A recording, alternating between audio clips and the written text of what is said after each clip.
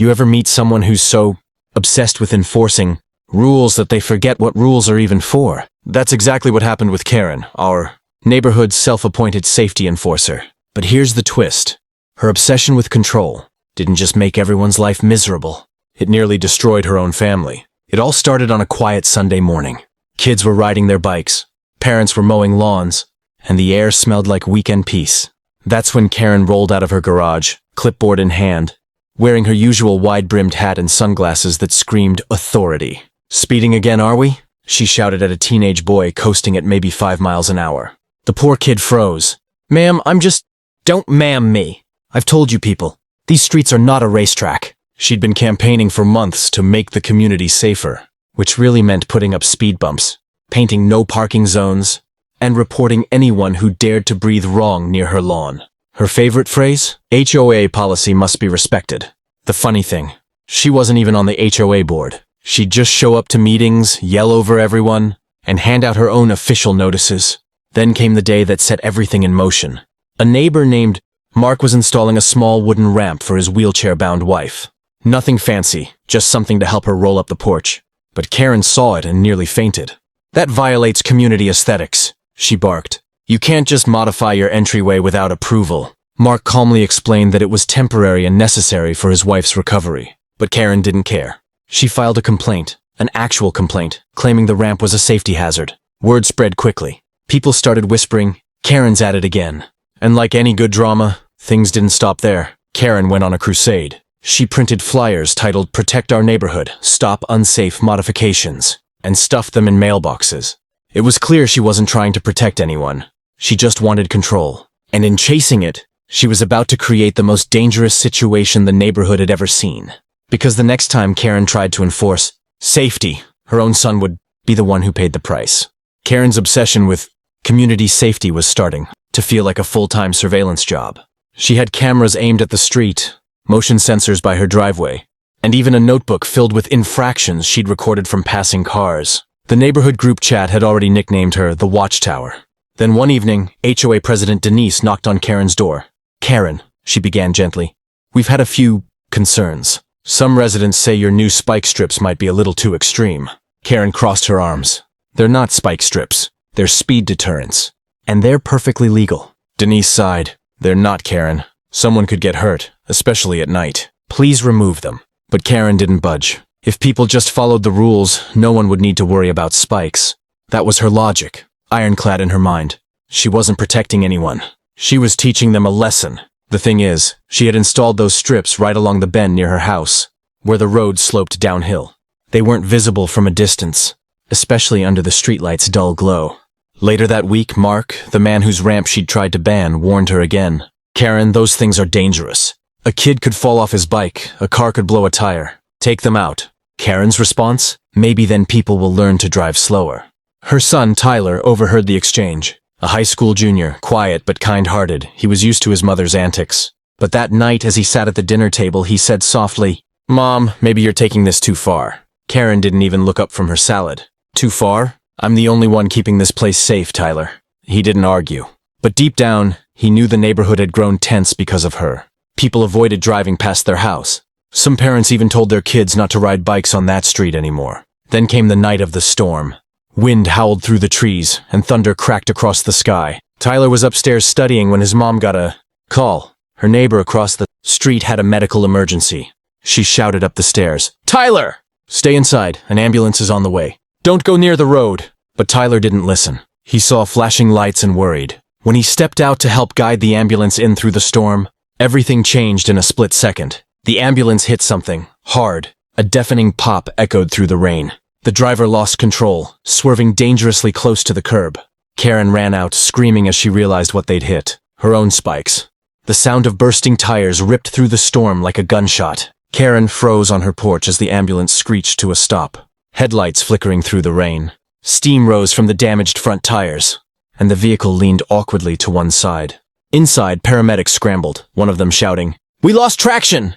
We hit something!" Karen's stomach dropped. She knew exactly what they'd hit. Her so-called speed deterrents. She sprinted down the driveway, rain soaking her through. Her sandals slipped in the mud as she saw the metal, spikes jutting from the flooded, Pavement, half submerged, glinting under the emergency lights.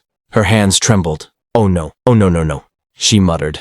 The paramedics jumped out, assessing the situation. One shouted, "We've got a patient in cardiac distress. We can't move until we get another ambulance here." And that's when Karen saw him, her son, Tyler, standing a few feet away, pale and terrified. "Mom, what happened?" he asked, voice shaking. Karen tried to answer, but no words came. She'd caused this.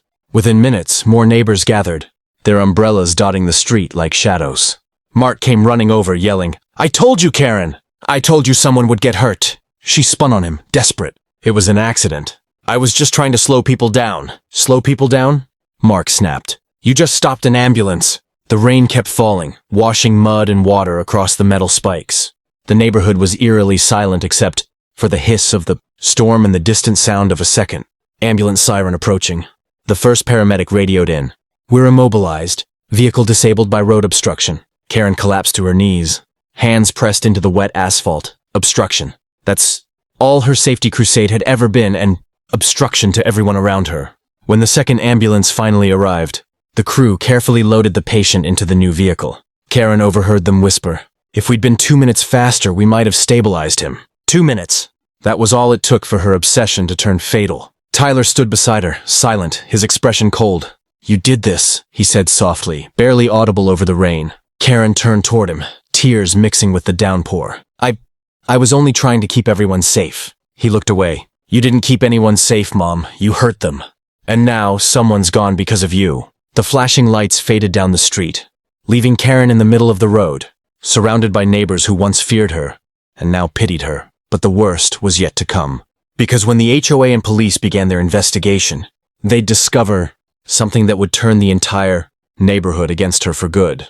The morning after the accident, the street was silent. No lawnmowers, no kids playing, just the faint hum of police radios and the crunch of boots on wet pavement. Yellow tape cordoned off the section where the ambulance had hit the spikes. Karen stood on her porch in her robe, arms wrapped tightly around herself. Her clipboard, the symbol of her authority, lay shattered on the driveway. She looked like a ghost of the woman who once strutted through the neighborhood demanding compliance. 2 officers approached her. "Ma'am," one said, "we've confirmed those spikes were installed without HOA or municipal approval." Karen swallowed hard. "They were just for safety. People drive too fast." "Those spikes caused an emergency vehicle to crash," the officer interrupted. "The patient inside passed away before reaching the hospital." The words hit her like a brick. Her knees buckled. No, that can't be true. But it was. And soon, everyone in the neighborhood knew. By noon, news vans had arrived. Reporters filmed in front of her home as camera shutters clicked nonstop. The once proud safety enforcer was now a headline. "Local woman's DIY road spikes linked to fatal ambulance delay." The HOA board called an emergency meeting. For once, Karen wasn't in the audience shouting about policies. She was the subject.